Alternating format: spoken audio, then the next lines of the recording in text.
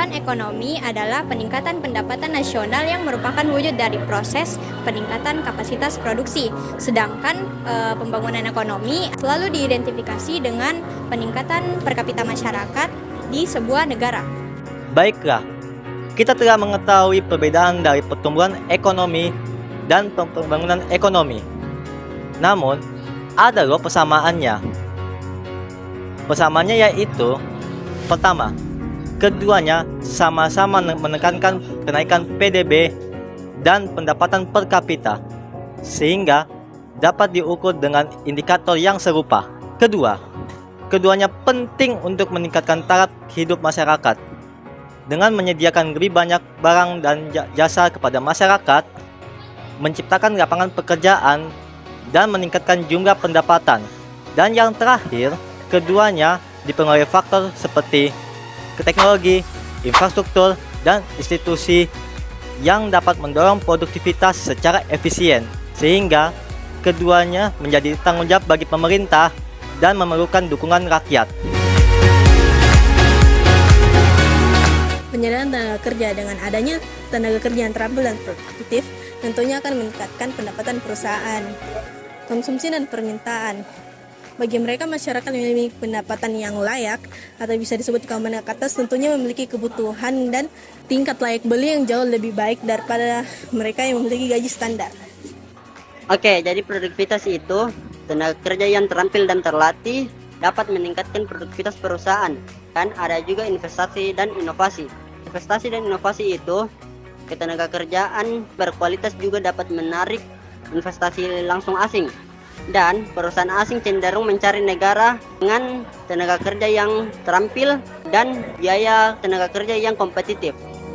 Jadi dampak dari ketenaga kerjaan pembangunan ekonomi itu ada dua. Yang pertama itu dampak positif sama dampak negatif. Nah, dampak positifnya itu adalah yang pertama itu meningkatkan taraf hidup, yang dimana dengan adanya pembangunan ekonomi, pendapatan per kapita itu meningkat sehingga daya beli masyarakat pun juga meningkat. Nah, kalau dampak negatifnya itu gaya hidup masyarakat itu menjadi lebih konsumtif, yang dimana dengan konsumtif itu sumber daya alam itu seiring berjalannya dengan waktu itu akan punah.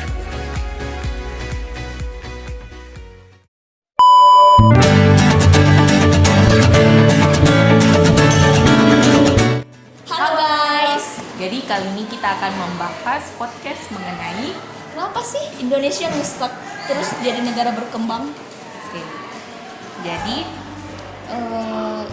habis Kak baca artikel mengenai isunya nanti jadi Indonesia emas tahun 2045. Menurut pendapatmu beneran bisa terjadi kan?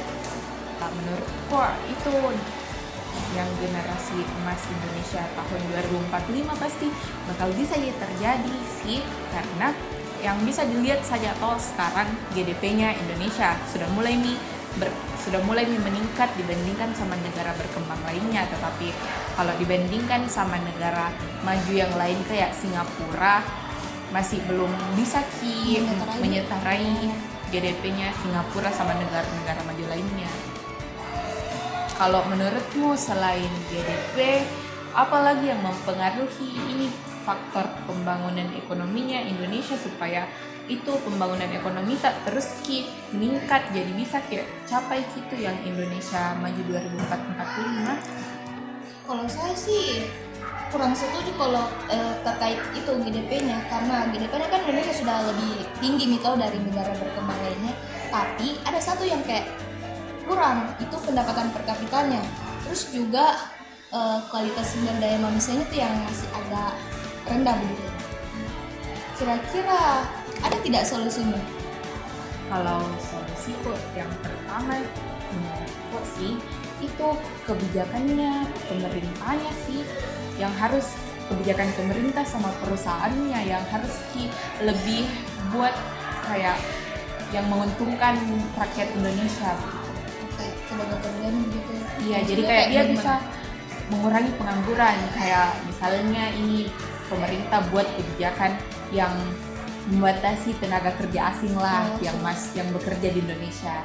Karena sebenarnya itu yang tadi kau bilang itu yang sumber daya manusia yang rendah itu sebenarnya tidak sesuai menurut saya, karena orang-orang Indonesia itu banyak loh di luar sana yang pergi merantau ke luar negeri dan banyak dipekerjakan di negara-negara maju. Jadi menurutku kalau dibilang sumber daya manusianya Indonesia yang masih cukup rendah, saya tidak setuju. Sama yang kedua itu meningkatkan kualitas pendidikannya di Indonesia. Jadi kan kayak misalnya banyak orang pasti yang tadi kan saya bilang banyak orang yang pergi merantau ke luar negeri. Mungkin itu salah satu faktornya, mereka bisa lebih banyak mendapatkan upah yang sesuai jika mereka bekerja di luar negeri begitu. Sama kayak kurang dihargai upahnya begitu. Dan sesuai dengan kinerjanya ya. Jadi kayak contohnya itu guru kan, kalau misalnya guru itu setahu saya ya, kebanyakan saya baca di kolom komentar, kebanyakan dari guru itu kurang mendapatkan upah yang sesuai sama kinerjanya mereka. Menurut saya itu mungkin bisa ditingkatkan lagi upahnya menjadi upah yang lebih sesuai, supaya mereka itu bisa lebih meningkat, memaksimalkan kualitas pendidikannya. Contohnya kayak banyak di sekolah swasta, sekolah swasta gitu kayak pintar-pintar banget gitu, karena gurunya juga kayak berkualitas, karena gajinya itu sesuai ya.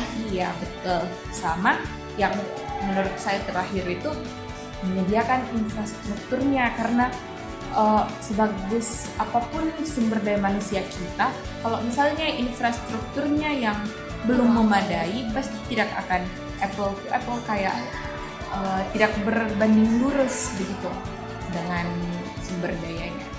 Nggak bisa sejalan gitu. Iya. Kalau menurutmu solusi apa yang bisa buat kita menjadi negara Indonesia maju gitu? Kalau saya sih setuju juga ya, kurang lebih sama dengan solusimu, tapi ada satu yang pesanku untuk generasi muda kayak kita ini, Indonesia juga bisa maju kalau karakter sumber daya manusianya juga bagus nih. Contohnya itu kita harus jujur, terus paling penting itu kita tidak korupsi. Apalagi di era sekarang ini Indonesia tuh lagi marak-maraknya korupsi. Jadi kayak pesanku untuk generasi muda itu ya tidak boleh korupsi, karena bagaimana negara kita bisa maju kalau dari diri kita sendiri tuh belum bisa ditingkatkan kayak kejujurannya. Kenapa kayak sama nih dengan kita kasih rendah juga dong negara kita kalau kita kayak korupsi gitu, karena kayak tidak sesuai gitu ya.